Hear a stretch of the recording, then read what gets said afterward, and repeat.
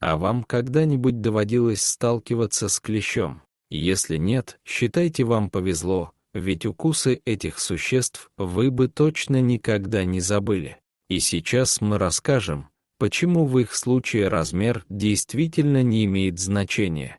Приготовьтесь, зрелище будет интригующее и пугающее. Яд — идеальное оружие насекомых, ведь он вызывает ужасную боль, так что достаточное количество укусов может отогнать и медведя. Но клещи действуют не так. Дело в том, что они питаются нами, точнее нашей кровью, поэтому укус должен быть максимально незаметным. Кстати, яркий пример жадности из мира дикой природы — это самка клеща, ведь самостоятельно она от жертвы не отцепится даже за несколько дней, тогда как самец наедается уже за 6 часов. Противно, но главная угроза не в этом. Яда у клещей нет, зато они передают целый список разных болезней, причем некоторые из них могут иметь серьезные последствия. Прежде всего, это клещевой энцефалит. Болезнь действительно устрашает, ведь этот вирус поражает центральную нервную систему, в том числе и мозг. К счастью, есть эффективная и доступная вакцина, которая защищает от этой заразы. Но надо помнить, что энцефалит лишь одна из многих болезней, которые передаются клещами. Чтобы обезопасить себя, после прогулок по лесу стоит осматривать свою одежду, проверять, нет ли клещей на ткани. А если клещ присосался, то его нужно сразу удалить, так шанс заражения уменьшается. Важно не оторвать голову клеща. Но как же правильно провести удаление? Обычно для этого используют специальное приспособление с концом-захватом. Клеща вынимают круговым движением, аккуратно и плавно. Также используют пинцет или нитку, которую обвязывают вокруг головы членистоногого максимально близко к коже человека. После извлечения лучше всего обратиться к врачу и принести ему удаленного клеща для анализов. Но если вы думаете, что клещи — обладатели самого страшного укуса среди членистоногих, то вы ошибаетесь. Вас когда-то кусали осы или пчелы.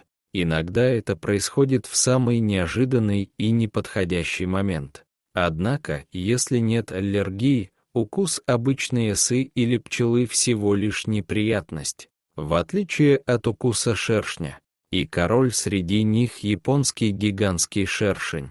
Он втрое крупнее обычных, а главное оружие — яд, который буквально надувает кожу. Даже укуса одного такого насекомого достаточно для госпитализации. Правда, есть проблема. Яд имеет особый запах. Другие шершни воспринимают его как маркер для нападения и продолжают атаку. Встреча с этим насекомым и его жалом точно запомнится каждому человеку. Есть в мире и такие насекомые, укусы которых запоминаются не столько интенсивностью боли, сколько необычными ощущениями от яда. В Южной Америке живут огненные муравьи. Их муравейники очень хорошо сливаются с окружающей землей. Дело в том, что огненный муравей получил свое прозвище не просто так. Их укус вызывает такое ощущение, будто пораженное место попало в пламя.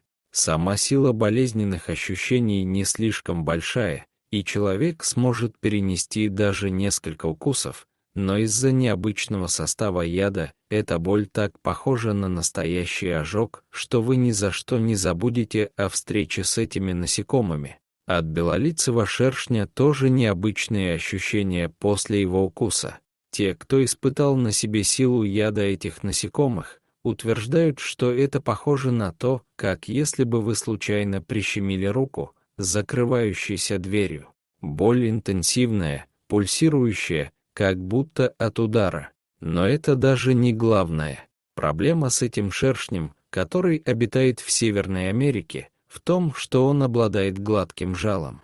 Это значит, что насекомое спокойно извлекает его из раны и затем жалит снова и снова, как будто место укусов методично избивают дубинкой. А бывает, что насекомое выглядит безобидно или даже симпатично, но его укус производит куда большее впечатление, чем необычная внешность.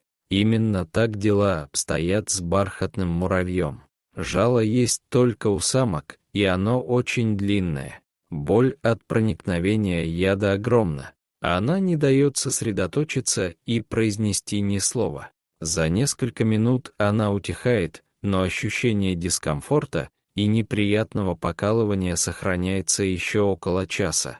Но есть насекомое, которое не пытается удивить какими-то особенными ощущениями от яда. Оно идет старым проверенным методом, делает ставку на силу боли. И поэтому оно заслужило грозное название оса – палач. Ее укус вызывает мгновенный приступ невероятно острой и сильной боли. Даже если человек был готов к укусу, он просто падает на землю и кричит в агонии. И ничего не может с этим поделать несколько минут, пока организм не справится с отравой. Сегодня наш финалист – гигантская скалопендра, самая большая многоножка в мире. Она вырастает до 30 сантиметров, в длину примерно с предплечья взрослого человека. И когда она ползет, двигая всеми своими конечностями, действительно не хочется оказаться у нее на пути.